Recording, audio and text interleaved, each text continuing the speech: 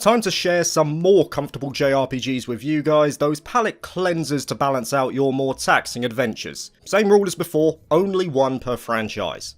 And we will start with a strange one to some I'm sure, but it's a collaboration between Square and Nintendo for the SNES called Super Mario RPG Legend of the Seven Stars. I never owned a SNES, but this game represents some of the best memories I have from my early childhood. I was 5 when I played the game for the first time in 1997. I was in reception, which is the lowest grade in English primary schools, and naturally you make friends quite easily. In particular, I happened to go over to the house of one such friend who had just moved from America at that time. I had an N64 which we would play when he came over to mine, but over at his he had an SNES, and it was there that I got my first exposure to Super Mario RPG. Now granted, this is over 2 decades ago, so I had to refresh my memory a little bit, but from what I do remember, this game was very enjoyable even to a 5-year-old kid like I was at that point in time, and because of this, I consider the game to be a great beginner JRPG. It has a very simple yet well-paced story that doesn't divert too often from the main plot, solid turn-based fundamentals with a reaction mechanic that adds a little extra spice to the game, a soundtrack that slaps harder than your ex after a bad date, and most importantly it has that familiarity of being rooted in the Mario franchise. Coming from Super Mario 64 at my own house to playing something similar in Super Mario RPG was pretty much all it took to get my attention. You also have the clunky yet satisfying exploration with the isometric viewpoint combined with Mario's platforming characteristics. All in all, this was a great game that I feel respects the player's time, and if it grabs you, the player then has the choice of jumping over to the likes of Mario and Luigi, which expanded on the combat, or Paper Mario, which took the light-hearted approach and made it even more endearing.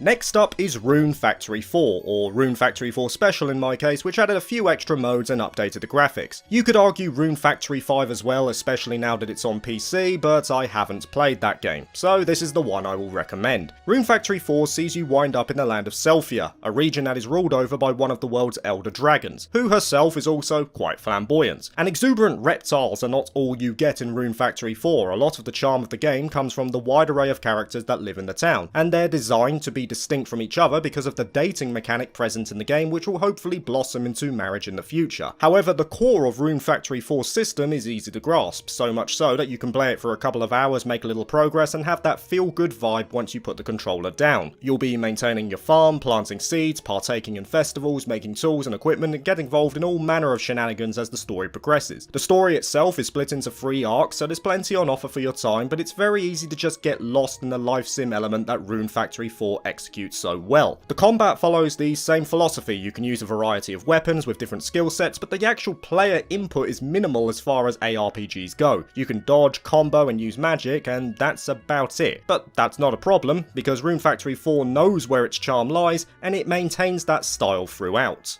Next up is Atelier Ryza. You can't have a list of relaxing JRPGs without an Atelier game, that's just wrong. And I have no issue suggesting Ryza because it was the first Atelier game I played that subsequently made me a fan. Additionally, being one of the more modern iterations, there is no time limit, meaning that a player can progress the game at their own pace. Atelier Ryza is centered around a mechanic of alchemy. You're able to create a myriad of items for your journey, be they items for crafting, healing, weapons or armor. By working through a synthesis tree and utilizing the correct materials, you can create an item with a selection of traits and effects. And though the system is not as involved as, say, the grid-based Mysterious Tetralogy, it's still good. It gives a lot of player freedom to build how they want. You're not mindlessly putting in materials, you need to think about trade-off, as your ability to create an alchemy is tied to your alchemy level, which dictates how many materials you can put into a single synthesis. As you push further into the game, more options start to open up, like weapon forging, gem reduction and item rebuilding, meaning progression is tangible and well-paced. However, Ryza did place a heavier focus on combat, giving a shake-up to the formula from the traditional turn-based affair of the previous games. It kept the turn-based style but introduced real-time elements which admittedly are hit or miss for players, but I had a good time with it, and that came down to a combination of execution and player choice. You're not spamming buttons or using your most powerful abilities just because you can, you're watching all aspects of the battle. Thinking on your feet and watching it all pay off is a cornerstone of the combat in Ryza, propped up by the requirement of having good equipment, which means you have to grasp the crafting system on offer too. Combine that with a wonderful OST that matches the ambience of the game and gorgeous presentation, and what results is an Atelier game through and through, which by definition makes it comfy to play.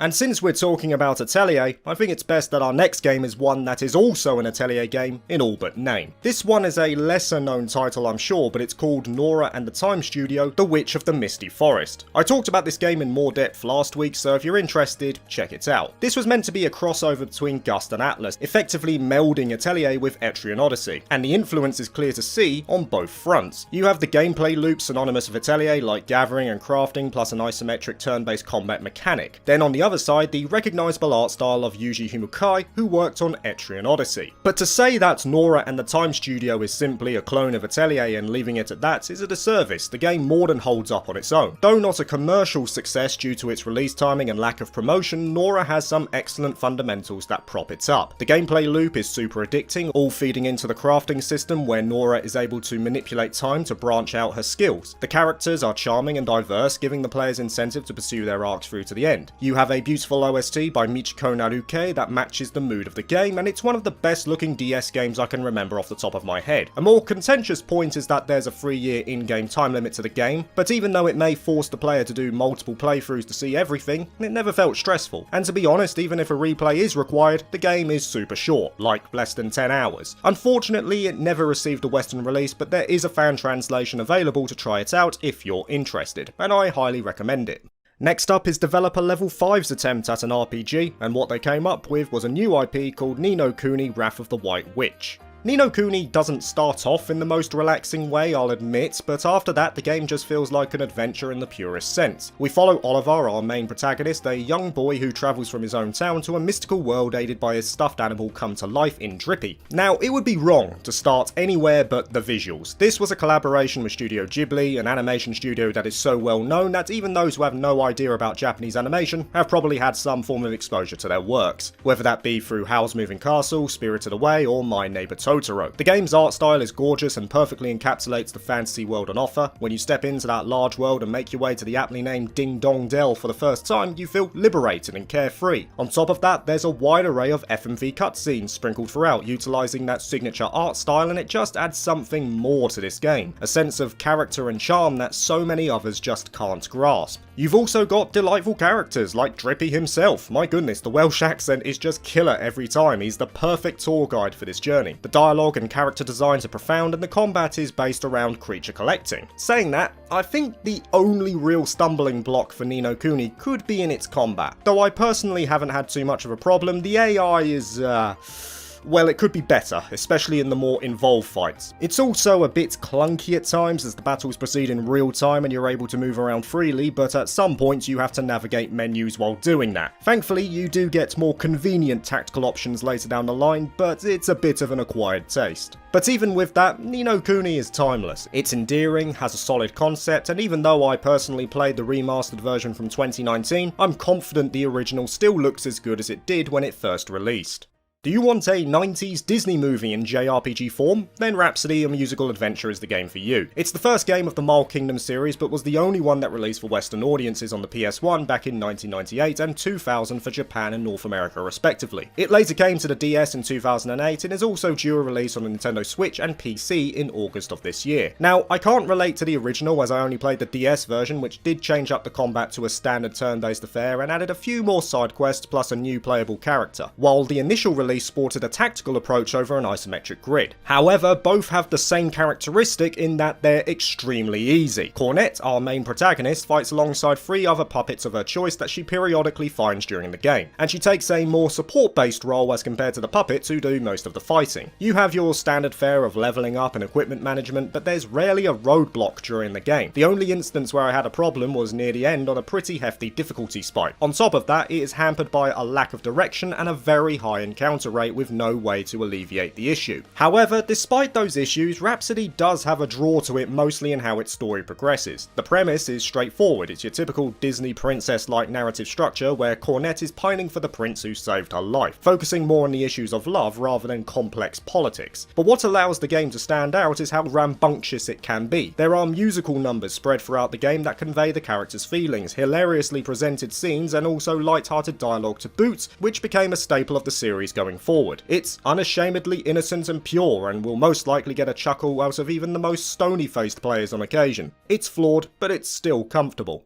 And last but certainly not least is one of the most surprising experiences I've had in recent memory in the new Sakura Wars title from 2020. This is a very weird game, but in all the right ways. Sakura Wars is a reboot for the franchise, Sega's attempt to reignite the flame. Whether it's done that or not is up for debate, but one thing I can say is that Sakura Wars does everything it can to stand out from the crowd. This is a hybrid visual novel with emphasis placed on the dating sim element. The protagonist, Seijiro Kamiyama, is made the captain of the dysfunctional Flower Division, a group of heroines who protect the city from threats but also garner support through live performances. However, their legacy has become tarnished over time, and it's Seijiro's role to try and get them back on their feet. To do this, the player spends most of their time travelling around enclosed zones and talking to the characters to raise report. Through the live and interactive picture system, or LIPS, the player makes choices at various points with the aim of making favourable responses. However, there is also some diversity in this too, like taking a first-person view to interact with the environment or adjusting the zeal by which Seijiro responds. There are also the so-called heart-to-heart moments that are a bit more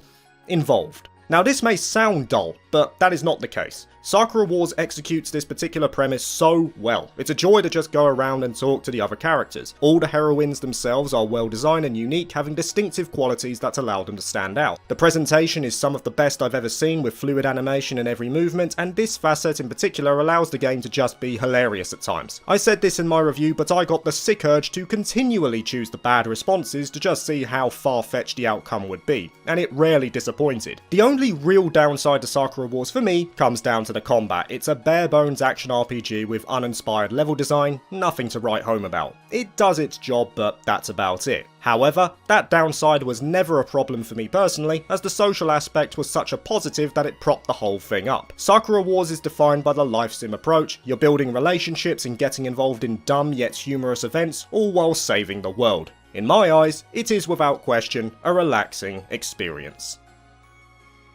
Thank you to everyone for watching this video, and especially my patrons who support the channel directly.